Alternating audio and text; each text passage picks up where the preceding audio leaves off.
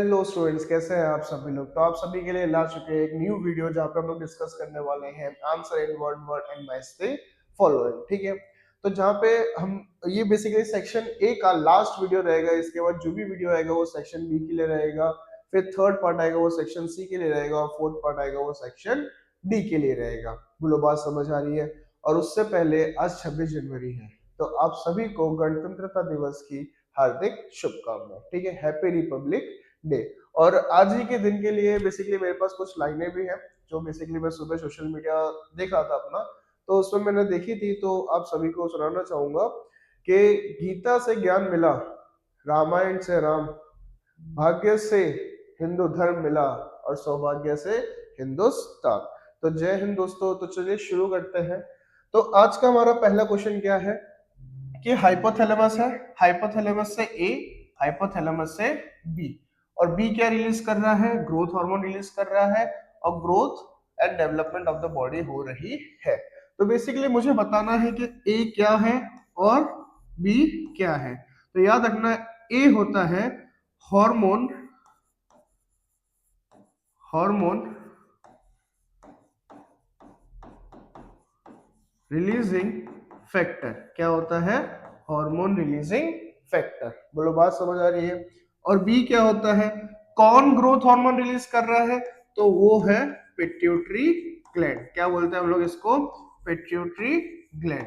याद रखना, इसका एक और नाम है जिसको बोला जाता है मास्टर ग्लैंड। क्या बोला जाता है, मास्टर ग्लैंड बोला जाता है। बोले यहाँ तक कोई दिक्कत।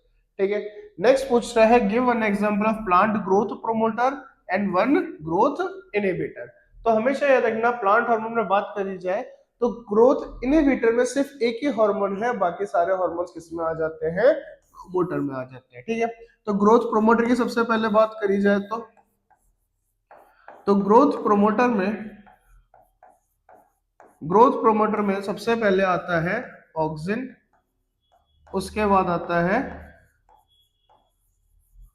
गिबरलिन, और उसके बाद आता है साइटोकाइनिन। बोलो बात समझ आ रही है।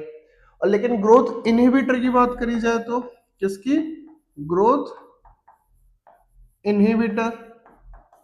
तो ग्रोथ इनहिबिटर में आता है हमारा एक ही हार्मोन जिसको बोला जाता है abscisic acid.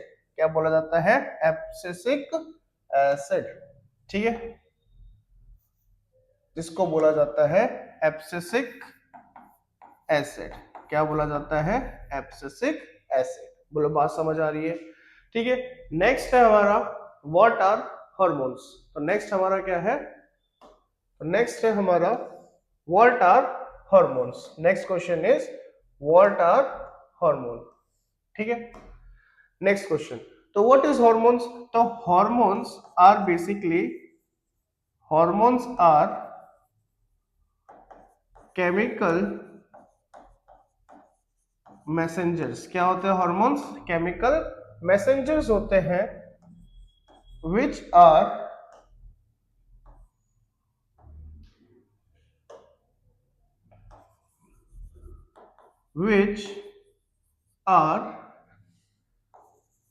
released and produced by tissues of endocrine gland। अब ये एंडोक्राइन ग्लैंड का एक और नाम होता है जिसको हम लोग बोलते हैं डक्टलेस ग्लैंड। क्या बोलते हैं, डक्टलेस ग्लैंड। तो बेसिकली क्या होते हैं हार्मोन्स, तो हार्मोन्स कुछ केमिकल मैसेंजर्स होते हैं जो बेसिकली एंडोक्राइन ग्लैंड, जिसको हम लोग डक्टलेस ग्लैंड भी बोलते हैं, उनके टिश्यूज रिलीज भी करते हैं और प्रोड्यूस भी करते हैं। क्या भाई, हमारी बॉडी में बहुत सारे चेंजेस हमें देखने को मिलते हैं ड्यूरिंग प्यूबर्टी या फिर एडोलेसेंस के वक्त पे। तो वो सारे जो भी चेंजेस ला रहे हैं वो कौन इनिशिएट करता है, हमारे हार्मोन्स इनिशिएट करते हैं। नेक्स्ट क्वेश्चन क्या बोल रहा है, केमिकल मैसेंजर्स। अभी बताया कि हार्मोन्स को हम लोग क्या बोलते हैं, केमिकल मैसेंजर बोलते हैं। तो बात समझ आई, तो दोनों का आंसर क्या हो जाएगा, सेम हो जाएगा। नेक्स्ट क्वेश्चन कि identify the structure and states its function. तो याद रखना ये किसका स्ट्रक्चर है, ये है न्यूरॉन का स्ट्रक्चर। किसका स्ट्रक्चर है? न्यूरॉन का स्ट्रक्चर है, ठीक है। इसमें अगर क्लासिफिकेशन करी जाए तो ये जो दिख रहा है इसको बोला जाता है डेंड्राइट। क्या बोला जाता है? डेंड्राइट। ये जो दिख रहा है इसको बोला जाता है सेल बॉडी। क्या बोला जाता है? सेल बॉडी, ठीक है। ये जो दिख रहा है इसको बोला जाता है एक्सॉन, ठीक है। और ये जो लास्ट के पार्ट दिख रहे हैं इसको बोला जाता है सिनेप्टिक नोड। क्या बोला जाता है? सिनेप्टिक नोड, ठीक है। Synaptic loop. और इसका एक और नाम है जिसको बोलते हैं हम लोग नर्व एंडिंग। क्या बोलते हैं? Nerve ending. बोलो बात समझ आई? सर इसका फंक्शन भी तो बता दीजिए। तो बेसिकली इसका फंक्शन क्या है? It transmit impulses. क्या ट्रांसमिट करता है? इम्पल्सेस ट्रांसमिट करता है, ठीक है। सर इम्पल्सेस क्या होते हैं? तो इम्पल्स का मतलब होता है, तो बेसिकली इम्पल्स का मतलब होता है कि अगर मेरे को बाहर से कोई बेसिकली स्टिमुलस मिला है तो उसके लिए मैं कैसे रिस्पॉन्स करूंगा। तो बेसिकली सारे सिग्नल्स कौन लेके जाएगा? न्यूरॉन लेकर जाता है। बोलो बात समझ आ रही है? ठीक है। नेक्स्ट क्वेश्चन क्या होता है? नेक्स्ट क्वेश्चन है what are plant hormones. What are plant hormones. तो बेसिकली प्लांट हॉर्मोन्स जो होते हैं ना वो ऑर्गेनिक सब्सटेंसेस होते हैं। क्या होते हैं? ऑर्गेनिक सब्सटेंसेस होते हैं। तो plant hormones are organic substance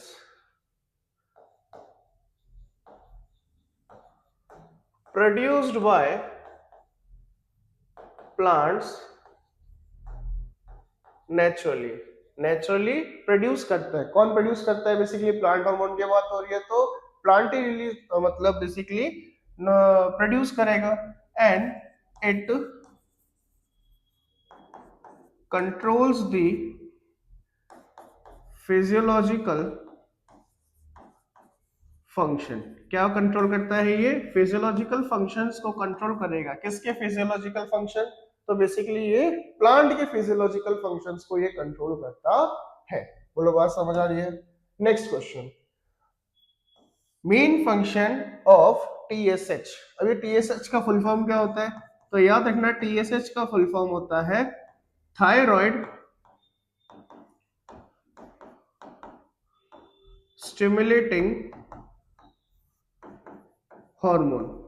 thyroid stimulating hormone. इसका फंक्शन क्या है? इसका फंक्शन ये है कि ये स्टिमुलेट करेगा, स्टिमुलेट्स द थायराइड ग्लैंड। के थायराइड ग्लैंड को बोलेगा कि भाई तुम्हें अपना काम करना है। थायराइड ग्लैंड का काम क्या है? थायरॉक्सिन हार्मोन को रिलीज करना। तो बेसिकली टीएसएच थायराइड ग्लैंड को ही डायरेक्शन देता है कि तुम्हें ये हार्मोन रिलीज करना है। बोलो बात समझ आ रही है? Why is the speed of hormonal responses slower? तो आपने देखा होगा हार्मोन जब भी बॉडी में रिलीज होते हैं तो उनका जो रिस्पॉन्स आता है बहुत ज्यादा स्लो रहता है। क्यों? क्योंकि because they have to diffuse and transport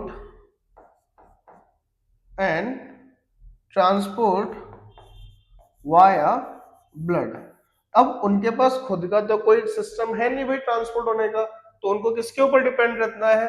blood के ऊपर डिपेंड रहना पड़ता है। तो इसकी वजह से उनका रिस्पॉन्स क्या रहता है? बहुत ज्यादा स्लो रहता है। बोलो बात समझ आ रही है? ठीक है। तो हमारा नेक्स्ट क्वेश्चन क्या रहेगा? नेम द स्ट्रक्चर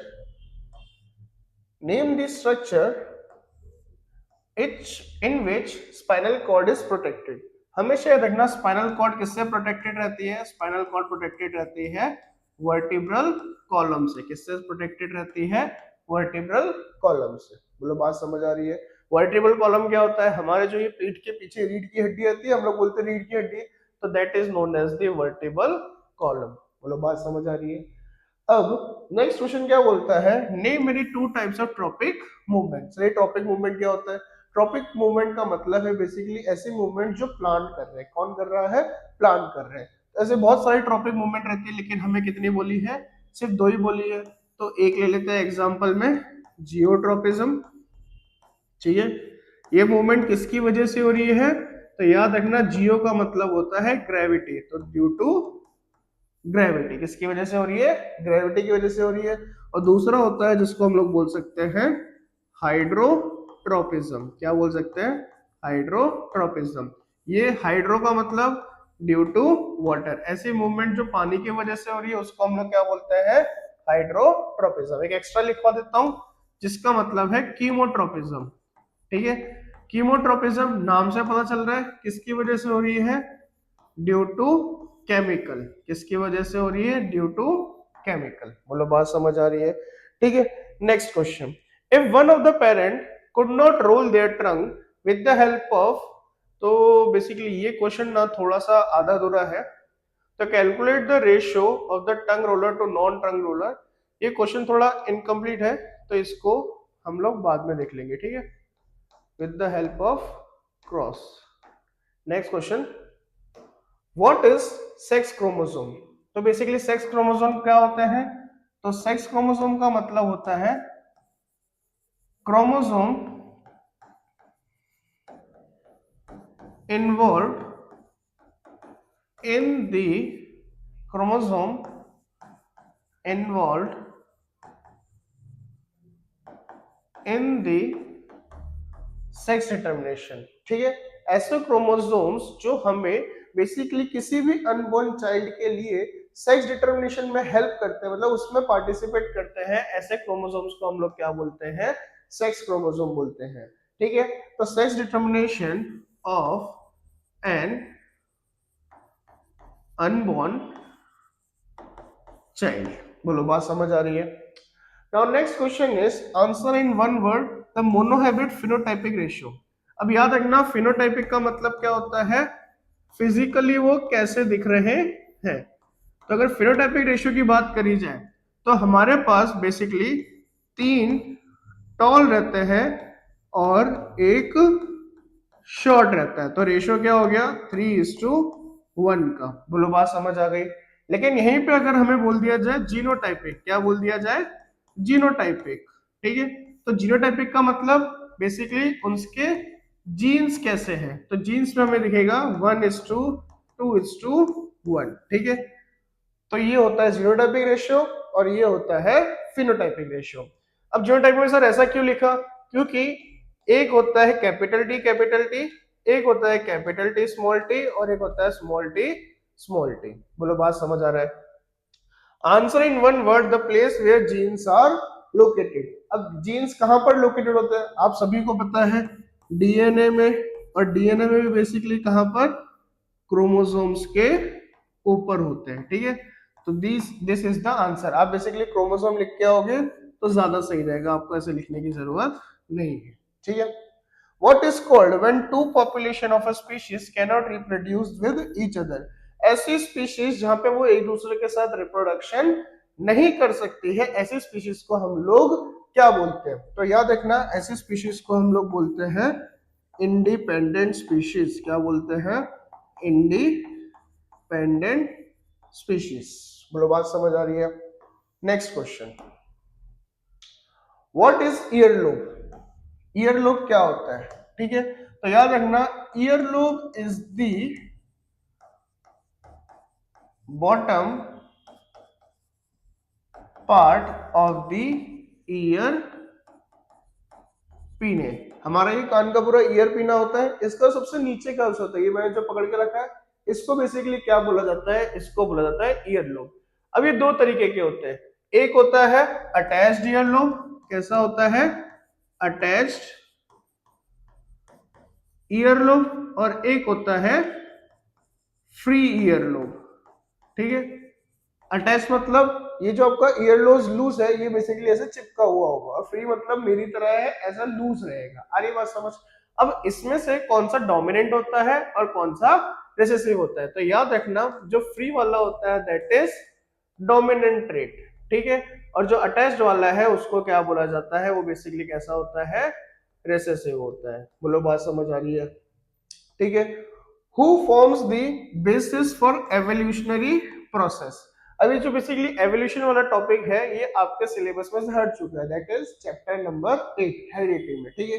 तो ये एवोल्यूशन वाला आपका अब सिलेबस में नहीं है, ठीक है।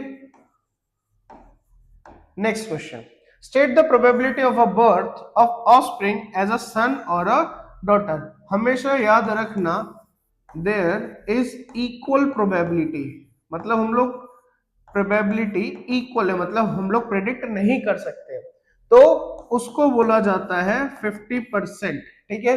और रेशियो में बोला जाए तो इसका रेशियो रहता है 1:1 का, कि लड़का होगा या लड़की होगी, मतलब बॉय होगा या गर्ल होगा, तो उसका रेशियो क्या रहता है 1:1 रहता है, बोलो। तो नेक्स्ट क्वेश्चन क्या है हमारा, नेक्स्ट क्वेश्चन है whether P plant, whether P plant, 2 minute,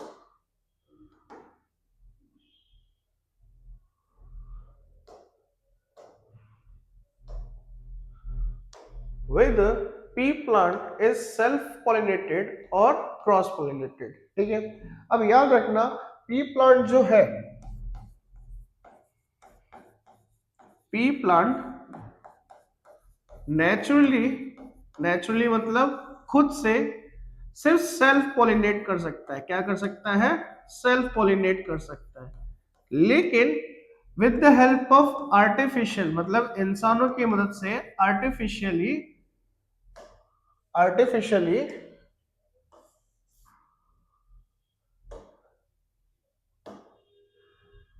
artificially artificially हम लोग इसको क्रॉस पॉलिनेशन भी करा सकते हैं। तो नेचुरली ये सेल्फ पॉलिनेटेड रहेगा, लेकिन with the help of humans, मतलब ह्यूमंस की वजह से हम लोग इसको क्रॉस पॉलिनेशन भी करा सकते हैं।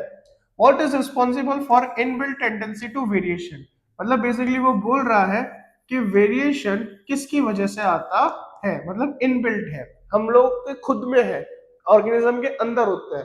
तो याद रखना due to error in DNA copying, तो एरर इन डीएनए कॉपिंग की वजह से ही, एरर इन डीएनए कॉपिंग की वजह से ही एरर इन डीएनए कॉपिंग की वजह से क्या, एरर इन डीएनए कॉपिंग की वजह से ही हमारी बॉडी में वेरिएशन आता है, और ये एक इनबिल्ट टेंडेंसी है। Only variations that can confer an advantage to an individual organism will survive in the population. Do you agree? Yes, because जो वेरिएशन है, क्या है, variation help organism to adapt their environment,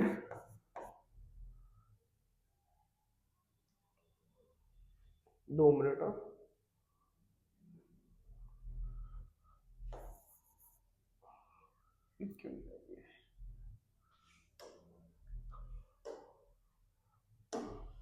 adapt their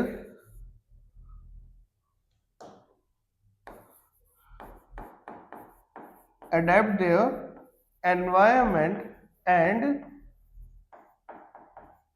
survive. बोलो बात समझ आ रही है। तो वेरिएशंस की वजह से ही हमारी बॉडी हमारे आजू बाजू के एनवायरनमेंट को अडेप्ट करती है और हम लोग उसमें सर्वाइव कर सकते हैं और कर रहे हैं, ठीक है।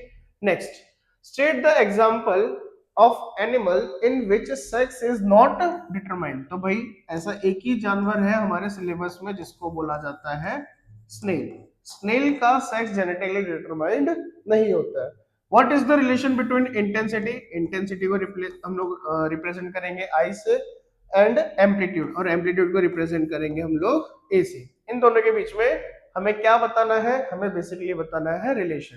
तो हमेशा याद रखना intensity is directly proportional to the amplitude का स्क्वायर, कि जो भी इंटेंसिटी रहेगी स्कैटर्ड लाइट की वो डायरेक्टली प्रोपोर्शनल रहेगी to the square of the environment, to the square of the environment.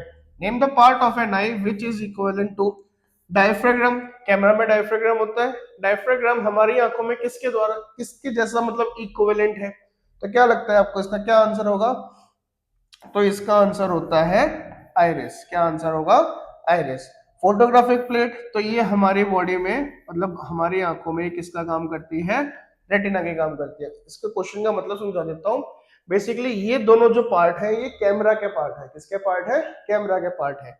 तो हमारी आंख में कौन ऐसे काम करता है? तो diaphragm is equivalent to the iris and photographic plate is equivalent to the retina. ठीक है, next question. What happens to the image distance in the eye when we increase the distance of an object? जैसे मान लो मेरे सामने कोई object आके खड़ा हो गया तो उसकी इमेज मेरी रेटिना पे बन रही होगी। अगर वो ऑब्जेक्ट दूर चला जाए तो क्या मेरी इमेज का डिस्टेंस भी चेंज होता है? तो ऐसा तो चेंज नहीं होता है। सो इसका आंसर रहेगा there is no change in the there is no change in the distance of image। क्यों ऐसा? क्योंकि हमारी जो आंखें हैं उसके लेंस का फोकल लेंथ अपने आप ही चेंज होता है, एडजस्ट होता है according to the distance of the object. क्योंकि इमेज जो है वो कहां पे हमेशा बनेगी? वो रेटिना पे ही बनेगी जब तक हमारा विजन क्या है? नॉर्मल रहेगा। बोलो बात समझ आ रही है? तो डिस्टेंस जो है उसमें कोई भी चेंज नहीं आएगा। What is the far point? ये याद रखना, काफी इंपॉर्टेंट क्वेश्चन है। फार पॉइंट जो होता है एक नॉर्मल ह्यूमन के लिए दैट इज इंफिनिटी, और नियर पॉइंट जो होता है, near point that is 25 centimetre. बोलो बात समझ आ रही है? सर इसका मतलब तो मतलब क्या होता है नियर पॉइंट? नियर पॉइंट का मतलब है आप कम से कम कितना डिस्टेंस दे सकते हैं। ठीक है, जैसे अगर मैं बुक देखना चाहूँ कोई, तो जैसे ये बुक है, ये बुक को अगर मैं एकदम पास रख लूं तो क्या मुझे कुछ भी क्लियर दिखाई देगा? सब मेरे को ब्लर दिखाई देगा। लेकिन जैसे जैसे मैं धीमे लाऊंगा आगे की तरफ, मेरे को इस डिस्टेंस पे सारे अल्फाबेट सारी चीजें क्लियर दिखाई दी। तो इसका मतलब ये मेरा नियर पॉइंट है। क्या है ये मेरा? Near point. तो नियर पॉइंट का मतलब है कम से कम डिस्टेंस जहां पे मुझे चीजें क्लियरली दिखाई दे सकती है। अब फार पॉइंट, दूर से दूर मेरे को कितना अच्छे से दिखाई दे सकता है? तो एक नॉर्मल ह्यूमन के लिए मैं इसकी जगह इन्फिनिटी लिख देता हूं। दूर से दूर मैं कहां तक देख सकता हूं? तो मैं इन्फिनिटी तक देख सकता हूं। Give an example where Tyndall effect can be observed। अब टिंडल इफेक्ट कहाँ ऑब्जर्व हो सकता है? आपने देखा है एक पूरा रूम बंद हो, ठीक है, और खिड़की में से सनलाइट अंदर आ रही है और रूम के अंदर डस्ट पार्टिकल्स हैं, तो जो सनलाइट आ रही है उसका पाथ विजिबल हो जाता है। तो बस यही वो एक एग्जांपल है। ठीक है, तो sunlight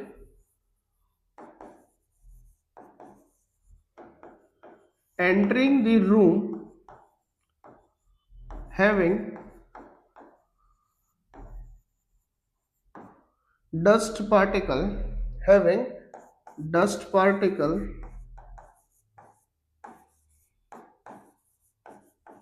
makes the path visible।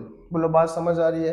तो ये एक एग्जांपल हो सकता है जहां पे हमें टिंडल इफेक्ट देखने को मिलता है। और टिंडल इफेक्ट का मतलब क्या होता है सर? टिंडल इफेक्ट का मतलब है जब भी कोई भी लाइट आ रही है, अगर पार्टिकल्स उस लाइट को स्कैटर कर देंगे तो उस लाइट का जो पाथ है, क्या है उस लाइट का पाथ है, वो क्या हो जाएगा? विजिबल हो जाएगा। क्या हो जाएगा? विजिबल हो जाएगा। बोलो बात समझ आ रही है? State one function of iris.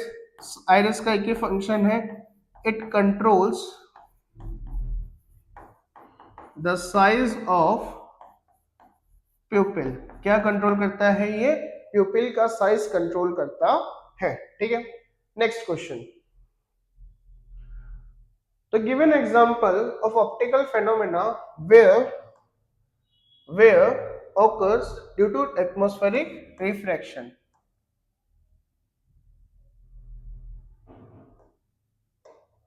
Give an example of optical phenomena which occurs in nature due to atmospheric refraction। तो याद रखना इसका आंसर होगा ट्विंकलिंग ऑफ स्टार्स। ठीक है, ट्विंकलिंग ऑफ स्टार्स किसकी वजह से होता है? That occurs only due to atmospheric refraction. What colour of light will be obtained if the white light is passed through two identical prism? मतलब एक प्रिज्म ऐसा रखा हुआ है और एक प्रिज्म उल्टा रखा हुआ है। यहां से अगर लाइट ऐसे गई तो यहाँ पे डिस्पर्शन होगा, फिर इधर आएगी, यहाँ डिस्पर्शन होगा, फिर यहाँ जाएगी डिस्पर्शन होगा, और यहाँ से एक सिंगल बीम ऑफ लाइट निकलेगी। तो आंसर इसका हो जाएगा व्हाइट लाइट। क्या हो जाएगा इसका आंसर? White light. बोलो बात समझ आ रही है? State the one function of cornea. हमारी आंखों में जो सबसे बाहर का लेयर होता है उसको हम लोग क्या बोलते हैं? कॉर्निया बोलते हैं। क्या बोलते हैं? कॉर्निया बोलते हैं। ठीक है, तो कॉर्निया का फंक्शन क्या होता है? Cornea is responsible for the refraction of light in our eye. बोलो बात समझ आ रही है? Who am I? I am a triangular transparent structure which has two triangular bases and three rectangular surfaces. मैंने आपको बताया था इससे पहले वाली वीडियो में कि प्रिज्म एक वो ऐसा बेसिकली इंस्ट्रूमेंट होता है, स्ट्रक्चर होता है जिसके दो ट्रायंगुलर फेसेस ऑफ बेसिस होते हैं और थ्री रेक्टेंगुलर लेटरल सरफेस होते हैं। तो इसका आंसर क्या हुआ? इसका आंसर हो जाएगा प्रिज्म। ठीक है, next question. Who am I? I am a defect of the eye. क्या है? डिफेक्ट है। क्या है? डिफेक्ट है। तो डिफेक्ट में हमारे पास कितने डिफेक्ट है? मायोपिया, हाइपरमेट्रोपिया, प्रेसबायोपिया और कैटरेक्ट। ये चार डिफेक्ट है। अब कैसे चलेगा कौन सा है? Is corrected by convex lens. Convex lens लिख दिया, याद रखना कॉन्वेक्स लेंस सिर्फ एक ही में यूज होता है, दैट इज हाइपर मेट्रोपिया, और जिसको हम लोग फार साइटेडनेस भी बोलते हैं।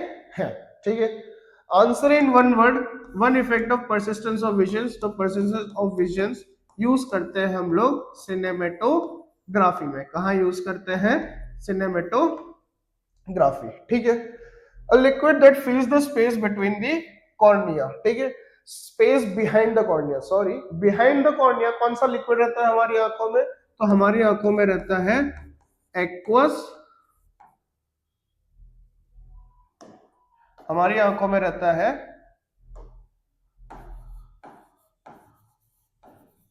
Aqueous humour. क्या रहता है? Aqueous humour. The scientist who explain the dispersion of light for the first time. तो याद रखना इधर कौन रहेंगे? Sir Isaac Newton. ठीक है, ये साइंटिस्ट थे जिन्होंने सबसे पहले डिस्कवर और आइडेंटिफाई किया और बताया कि what is actually the dispersion of light. ठीक है, नेक्स्ट क्वेश्चन। तो इसका आंसर है एस्टिग्मेटिज्म। ये एक ऐसी आई डिफेक्ट है जिसमें बेसिकली हमारे लेंस का जो शेप रहता है वो बेसिकली इरेगुलर हो जाता है। ठीक है, on which factor does the colour of this scattered white light depend? तो याद रखना it depends on the particle of the medium, जिसकी वजह से ये स्कैटर हो रहा है। बोलो बात समझ आ रही है? बोल रहा है एक नियर साइटेड पर्सन है जिसका नियर पॉइंट 25 सेंटीमीटर है लेकिन फार पॉइंट क्या हो गया? 50 सेंटीमीटर। इसका मतलब क्या है? मतलब इसको 25 सेंटीमीटर तक अच्छा दिखाई देगा, अगर उससे अंदर ये ऑब्जेक्ट को लाता है तो इसको क्लियरली दिखाई नहीं देगा, और 50 सेंटीमीटर तक इसको अच्छा दिखाई देगा, उसके बाहर जाता है तो उसको दिखाई नहीं देगा। मतलब इसका विजन कहाँ है? 25 से लेकर 50 तक। तो यहाँ 5 सेंटीमीटर दिखा है, तो इसका आंसर क्या हो गया? नो, क्योंकि ये 25 के अंदर आ गया। 25 पे तो इसको दिखेगा क्योंकि इसका नियर पॉइंट उतना है। 60 सेंटीमीटर 50 से बाहर चला गया, तो इसका भी आंसर क्या हो जाएगा? नो। बोलो बात समझ आ रही है? Give the scientific name of the following parts carrying signal from an eye to the brain. तो इसका आंसर याद रखना, इसका आंसर होता है optic nerve. A small opening hole in the middle of the eye, इसको बोला जाता है प्यूपिल। क्या बोला जाता है? प्यूपिल बोला जाता है। बोलो बात समझ आ रही है?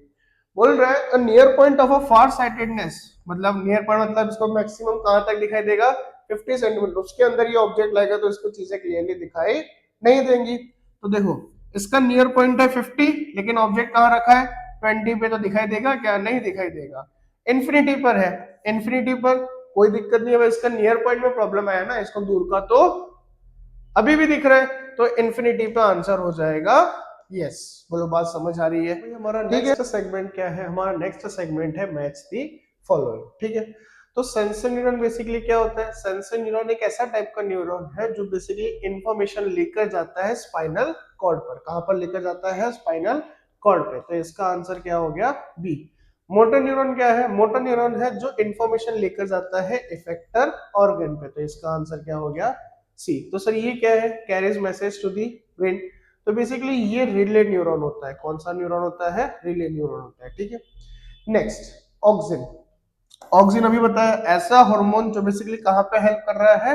ग्रोथ में हेल्प कर रहा है। तो ठीक है, तो इसका आंसर हो गया ब्री। एब्सिसिक एसिड अभी बताया ये एक इनहिबिटिंग हार्मोन है इसी वीडियो के स्टार्टिंग में। तो इसका आंसर क्या हो गया? सी। ठीक है, next growth hormone. Growth hormone कौन रिलीज करता है? पिट्यूटरी ग्लैंड रिलीज करता है। तो इसका आंसर हो गया बी। एस्ट्रोजन एंड प्रोजेस्टेरोन कौन रिलीज करता है? ओवरी रिलीज करता है। तो इसका आंसर हो गया सी। ठीक है, थायरॉक्सिन हार्मोन क्या करता है? Thyroxine hormone regulates the metabolism of the body growth. तो आंसर हो जाएगा B. Testosterone, testosterone development of male sex hormone. Female मत करके आ जाना। ठीक है, तो इसका आंसर हो जाएगा सी। ठीक है, next insulin hormone. Insulin hormone basically क्या करता है? इंसुलिन हार्मोन पेनक्रियाज रिलीज करता है। क्या रिलीज करता है? कौन रिलीज करता है? बेसिकली पेनक्रियाज रिलीज करता है। एस्ट्रोजन, एस्ट्रोजन कौन रिलीज करता है? Ovaries, that is female. ठीक है, और याद रखना टेस्टिस किस में होते हैं? मेल में होते हैं। बोलो बात समझ आ रही है?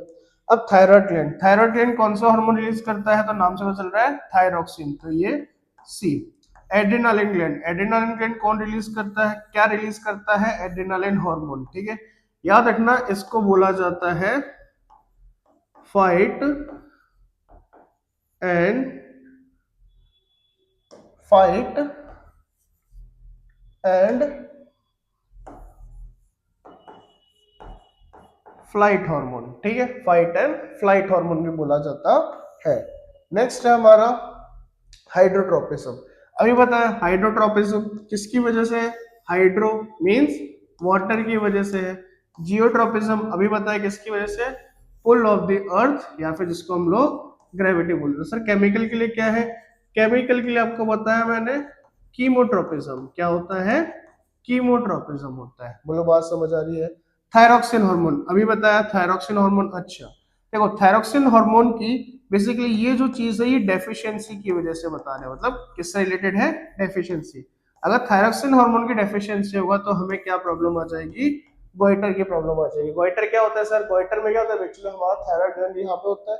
अगर हमें गोइटर हो तो ये थायराइड ग्लैंड थोड़ा सा ऐसे बल्ज आउट, मतलब इन्फ्लेट, फूल जाता है ये। ठीक है, ग्रोथ हार्मोन, अगर हमारी बॉडी में ग्रोथ हार्मोन कम रिलीज होगा तो हम लोग छोटे रह जाएंगे, और छोटे को हम लोग क्या बोलते हैं? डॉर्फिज्म बोलते हैं। ठीक है, तो आंसर विल बी ए। ठीक है, डायबिटीज किसकी वजह से होती है? तो डायबिटीज याद रखना कौन से हार्मोन की वजह से होती है? इंसुलिन हार्मोन की डेफिशिएंसी की वजह से होती है। ठीक है, नेक्स्ट क्वेश्चन। अब याद रखना ऑल्फैक्टरी रिसेप्टर्स आए हैं। क्या आया है? Olfactory receptors. हमेशा याद रखना ऑल्फैक्टरी रिसेप्टर का मतलब क्या होता है? जहां पे हम लोग स्मेल कर रहे हैं। क्या कर रहे हैं? स्मेल। स्मेल हम लोग कहां से करते हैं? नोज से करते हैं। तो इसका आंसर हो जाएगा सी। ठीक है, थर्मो रिसेप्टर। थर्मो रिसेप्टर मतलब बेसिकली टेम्परेचर रिलेटेड। अब हमें कैसे पता चलता है टेम्परेचर के बारे में? हमें छू के पता चलता है या हमारी स्किन पे गिर जाए तब पता चलता है? तो इसका आंसर हो जाएगा डी। ठीक है, गैस गेस्टेट्रो रिसेप्टर्स। तो गेस्टेट्रो रिसेप्टर्स याद रखना किससे रिलेटेड रहता है? टंग से रिलेटेड रहता है। और फोटो, फोटो में क्या आता है? बेसिकली हमारी आंखों का होता है रिलेशन। ठीक है, तो इसमें आ गया बी और इसमें आ गया ए। ठीक है, नेक्स्ट क्वेश्चन। नेक्स्ट क्वेश्चन क्या बोल रहा है?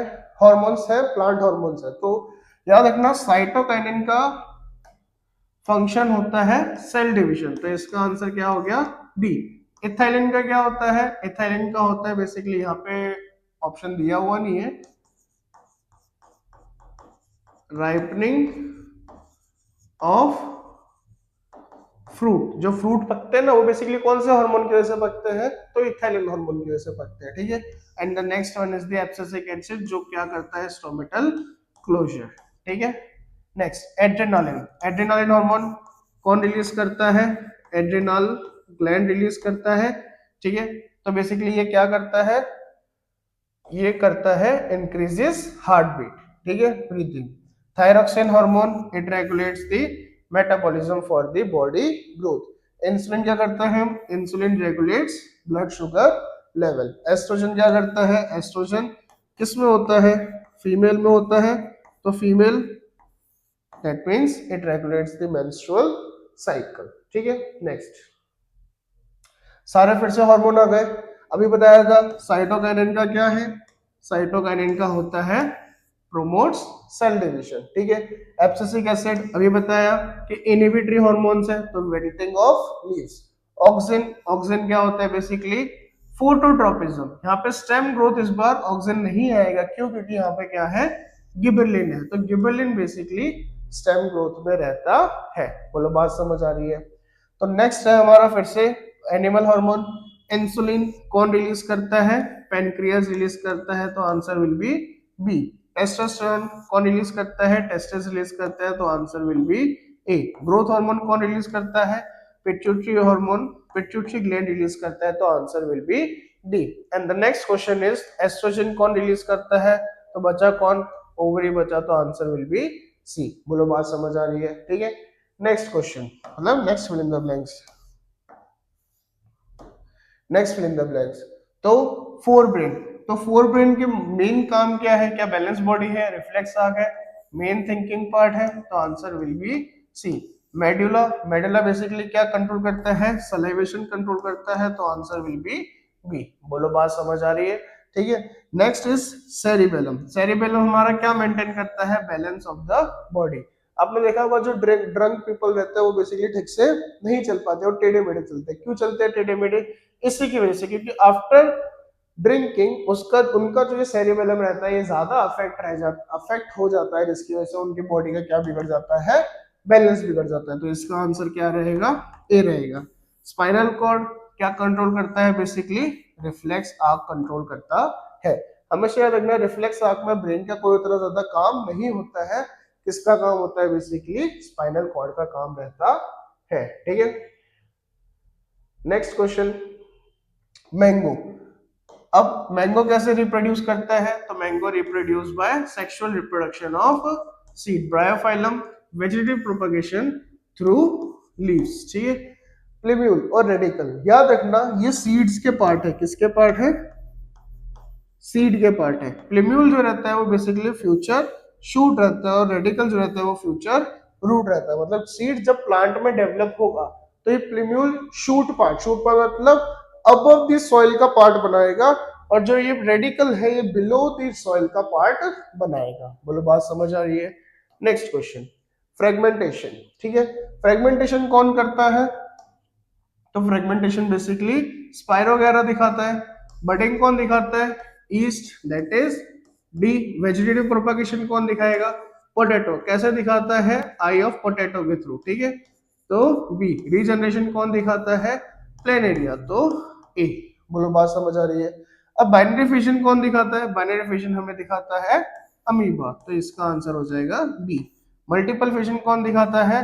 प्लाज्मोडियम, तो इसका आंसर हो जाएगा डी। याद रखना, Plasmodium is a parasite of malaria. तो मलेरिया जिसकी वजह से होता है, क्या? मलेरिया जिसकी वजह से होता है वो बेसिकली कौन है? प्लाज्मोडियम, ठीक है। बडिंग, बडिंग कौन दिखाता है? हाइड्रा दिखाता है, तो इसका आंसर हो जाएगा ए। स्पोर फॉर्मेशन कौन दिखाता है? राइजोपस, ये एक फंगाई है, तो ये स्पोर फॉर्मेशन के थ्रू रिप्रोड्यूस करता है, ठीक है। Next slide, ovary. तो ओवरी बेसिकली किससे रिलेटेड है? Ovary, fertilisation of ovum by sperm, passage of sperm, secretion of sex hormone, या growth of fertilised ovum and development of embryo. तो हमेशा याद रखना, secretion of sex hormone. Oviduct, oviduct का दूसरा नाम क्या है? तो फैलोपियन ट्यूब, ठीक है। इसका आंसर हो जाएगा सी। फैलोपियन ट्यूब में क्या होता है? फैलोपियन ट्यूब में होता है fertilization of sperm and ovum, तो ए। यूट्रस बेसिकली किसके लिए रिस्पॉन्सिबल है? यूट्रस रिस्पॉन्सिबल है growth of fertilize ovum and development of embryo. Vagina is the entry for passage of sperm. ठीक है, बात समझ आ रही है? अनफर्टिलाइज्ड एग ये कितना रहता है? 1 डे तक रहता है, तो इसका आंसर हो जाएगा बी। प्यूबर्टी इन गर्ल्स कब स्टार्ट होती है? बेसिकली 10 to 12 ईयर्स, तो इसका आंसर हो जाएगा डी।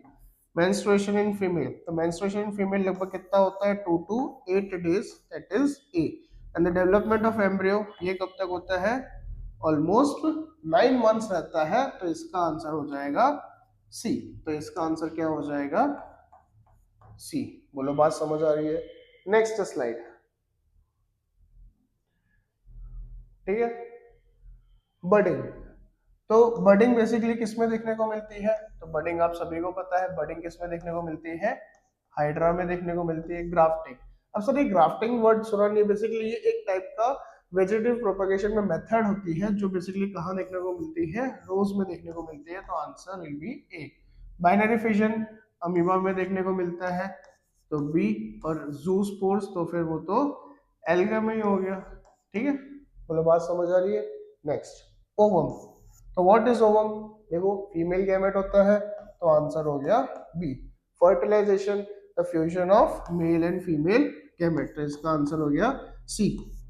जायगोट, जो cell resulting from the union of male and female, मतलब जायगोट बेसिकली क्या होता है? It is the result of fertilization, तो इसका आंसर हो जाएगा डी। और गैमेट क्या होता है?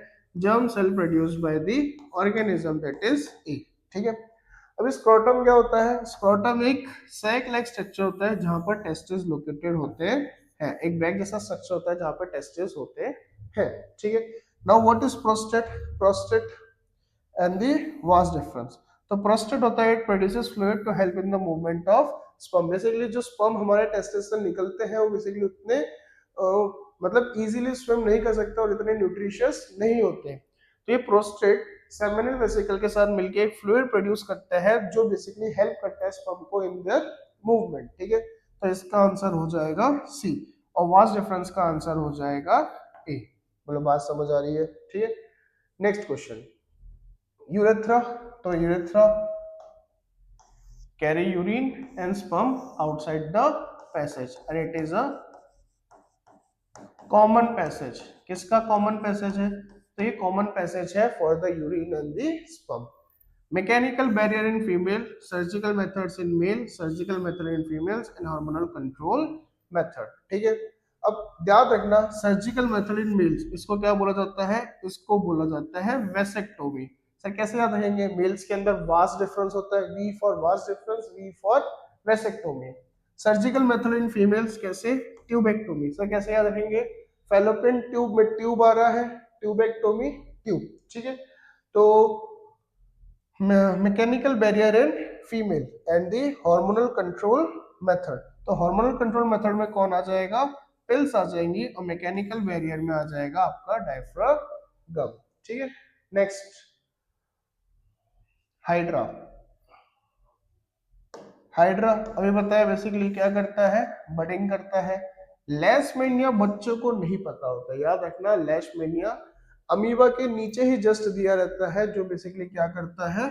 बाइनरी फिशन करता है। याद रखना, बच्चों को ये आइडिया नहीं मिलता है। प्लेनिडिया क्या करता है? प्लेनिना करता है रीजनरेशन। और ब्रेड मोल्ड जो कि क्या है? फंगाई है। ठीक है, क्या करता है? Spore formation. ठीक है, next question, barrier method in male, chemical method, surgical method and barrier method in female. ठीक है, अब सर्जिकल मेथड कौन सा हो सकता है? फेलोपियन ट्यूब क्या कर दी? ब्लॉक कर दी।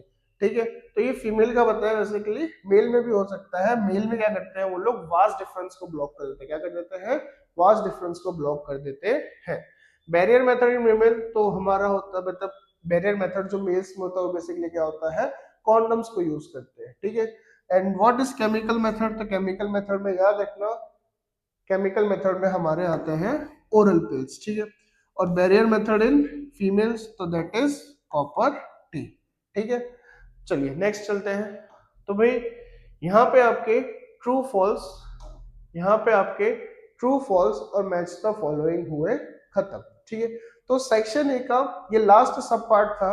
अब इसके बाद जो पार्ट 2 आएगा वो बेसिकली किसके लिए रहेगा, सेक्शन बी के लिए रहेगा, जहां पे हम लोग सेक्शन बी के इंपॉर्टेंट क्वेश्चंस डिस्कस करेंगे। अब तब तक आप इसके 3 पार्ट है, आप इसके तीनों पार्ट को एक बार रिवाइज कर लीजिएगा। क्या कर लीजिएगा, रिवाइज कर लीजिएगा, तो आपको बी सी डी में बहुत ज्यादा हेल्प हो जाएगी। ठीक है, तो भाई आज का ये लेक्चर आपका यहाँ पे हुआ खत्म। सो जय हिंद, जय भारत, थैंक यू।